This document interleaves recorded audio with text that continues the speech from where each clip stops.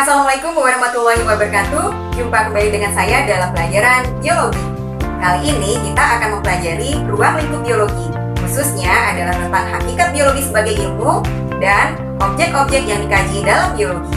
Tujuan pembelajaran kita kali ini adalah bagaimana? Sudah siap untuk belajar? Ayo kita mulai.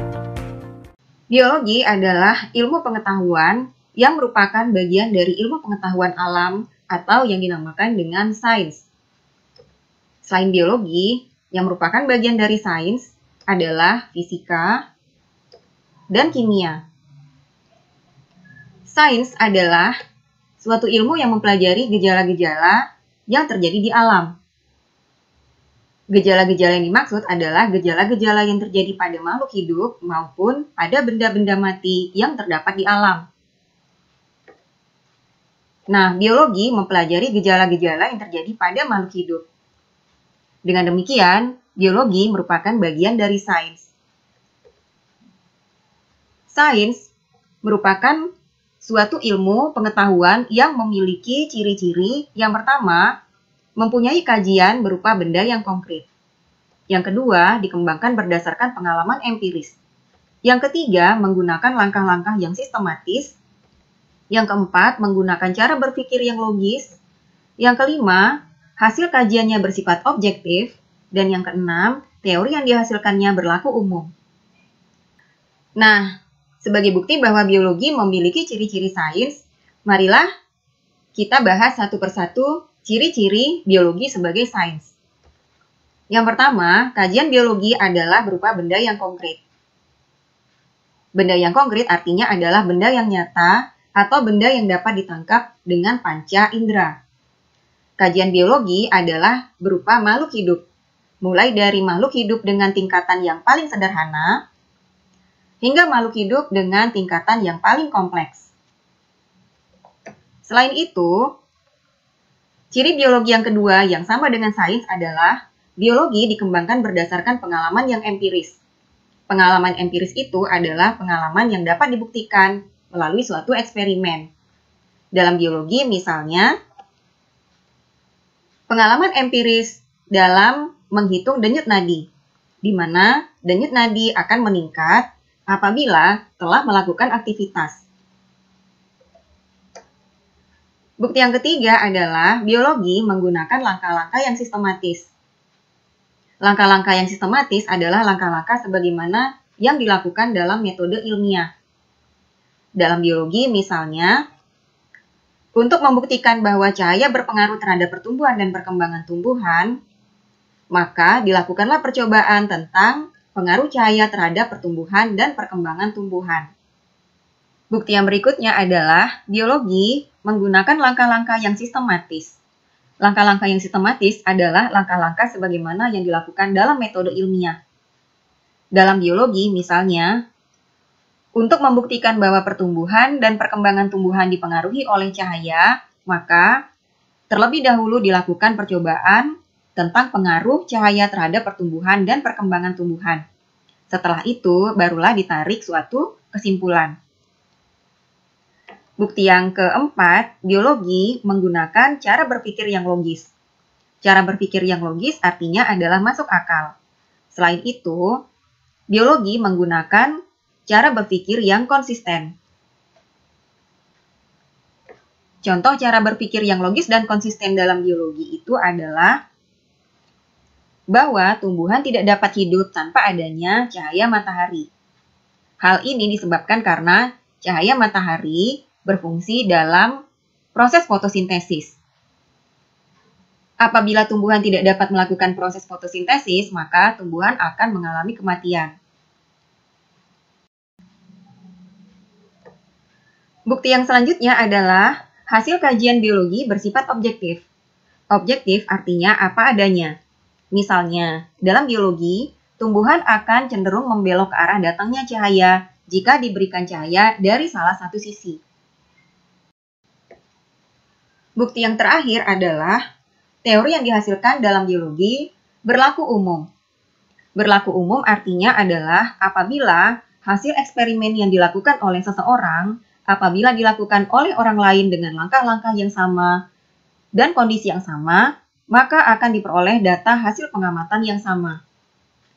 Misalnya, apabila seseorang melakukan percobaan dengan memberikan cahaya dari salah satu sisi dan tumbuhan akan membelok ke sisi tersebut, maka apabila percobaan ini dilakukan oleh orang lain di tempat yang lain namun dengan menggunakan langkah-langkah yang sama dan kondisi yang sama, maka akan dihasilkan data yang sama.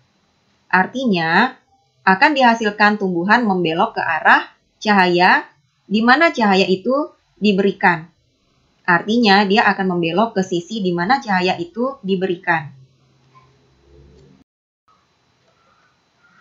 Nah, berdasarkan ciri-ciri tadi, maka biologi merupakan bagian dari sains. Karena biologi memiliki ciri-ciri sebagaimana ciri-ciri sains.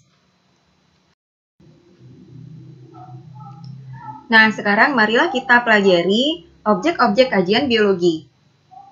Biologi memiliki objek kajian dari struktur yang paling rendah hingga yang paling tinggi. Mulai dari molekul, sel, jaringan, organ, sistem organ, organisme, populasi, komunitas, ekosistem, bioma, dan yang paling besar adalah biosfer. Molekul adalah gugusan yang terdiri atas dua atom atau lebih yang saling berikatan. Contoh molekul misalnya adalah DNA. Dapat kalian lihat pada gambar ini, DNA adalah molekul penyusun kromosom. Kromosom adalah suatu struktur yang terdapat di dalam nukleus, yang terdapat di dalam sel. Sel adalah unit terkecil penyusun makhluk hidup. Makhluk hidup yang paling sederhana adalah makhluk hidup yang bersel tunggal atau yang dinamakan dengan makhluk hidup uniseluler.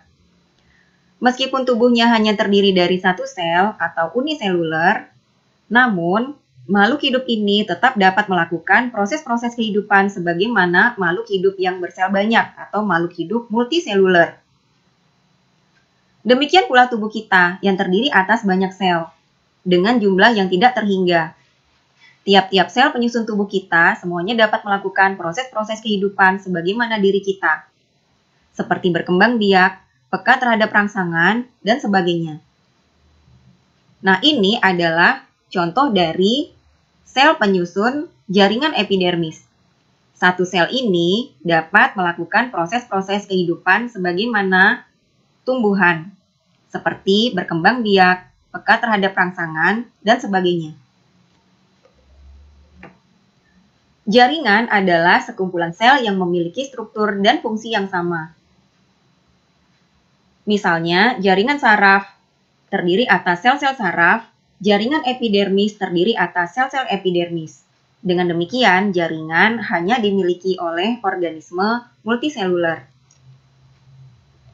Dapat kalian lihat pada gambar ini adalah contoh dari jaringan epidermis. Jaringan epidermis tersusun atas sel-sel epidermis. Dapat kalian lihat bahwa sel-sel epidermis yang menyusun jaringan epidermis ini memiliki struktur dan fungsi yang sama. Tingkatan yang lebih tinggi dari jaringan adalah organ. Organ adalah sekumpulan jaringan yang bekerja sama untuk melakukan fungsi tertentu. Contoh organ misalnya adalah daun, batang, jantung, ginjal, dan lain-lain. Nah, dapat kalian lihat pada gambar ini bahwa organ daun terdiri atas jaringan epidermis, jaringan parenkim, xilem, flum, jaringan penguat, dan jaringan-jaringan lainnya. Kemudian jantung. Jantung adalah organ. Organ jantung terdiri dari jaringan epitel, jaringan ikat, jaringan otot, dan jaringan saraf. Di atas organ yang lebih tinggi, strukturnya adalah sistem organ. Sistem organ adalah kerjasama antar berbagai organ dalam melakukan tugas dan fungsi yang saling berkaitan. Contoh dari sistem organ misalnya adalah sistem pencernaan. Sistem pencernaan terdiri dari organ-organ pencernaan, yaitu mulut, kerongkongan, lambung, usus halus, usus besar, dan anus. Organisme adalah makhluk hidup tunggal. Contohnya adalah seekor rusa, sebatang pohon, sebatang jamur, dan satu individu bakteri. Organisme yang hanya terdiri dari satu sel dinamakan dengan organisme uniseluler, dan organisme yang terdiri dari banyak sel seperti rusa, tumbuhan, dan jamur ini dinamakan dengan makhluk hidup multiseluler. Nah, baik jaringan, organ, dan sistem organ hanya dimiliki oleh organisme multiseluler. Populasi adalah sekumpulan individu sejenis yang menempati suatu daerah pada waktu tertentu.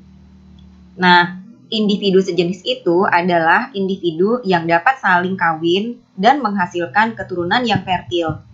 Keturunan yang fertil artinya adalah dapat menghasilkan keturunan lagi. Contoh dari populasi misalnya adalah populasi harimau, populasi rusa, populasi bunga matahari, dan populasi jamur. Komunitas adalah kumpulan berbagai populasi yang saling berinteraksi di suatu tempat tertentu.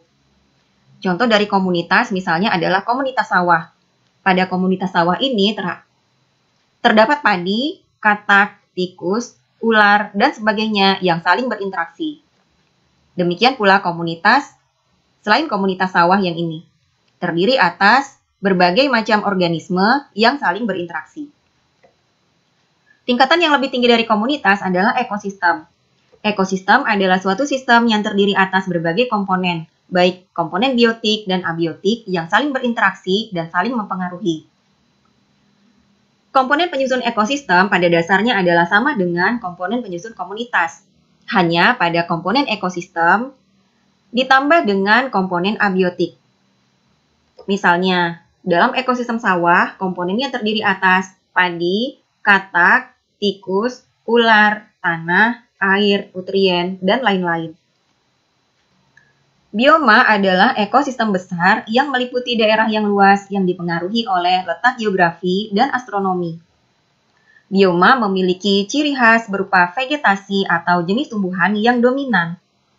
Bioma juga dipengaruhi oleh iklim regional. Macam-macam bioma antara lain adalah bioma hutan hujan tropis, yang vegetasi dominannya adalah tumbuh-tumbuhan dengan kanopi yang lebat. Selain itu adalah bioma padang rumput, di mana vegetasi yang dominan adalah rumput. Tingkatan yang paling tinggi adalah biosfer. Biosfer adalah seluruh ekosistem yang ada di muka bumi. Biosfer meliputi ekosistem yang ada di atmosfer atau di udara, ekosistem yang ada di hidrosfer atau di air, dan ekosistem yang ada di litosfer atau daratan. Dalam biosfer terjadi interaksi antar makhluk hidup dan antar makhluk hidup dengan atmosfer, hidrosfer, dan litosfer. Nah, sekarang kalian sudah tahu bukan apa saja yang dikaji dalam biologi? Dan kalian juga sudah tahu hakikat biologi sebagai bagian dari sains. Apabila masih ada yang belum dipahami atau ingin ditanyakan, silakan tulis dalam kolom komentar di bawah atau hubungi nomor kontak saya. Saya akhiri. Assalamualaikum warahmatullahi wabarakatuh.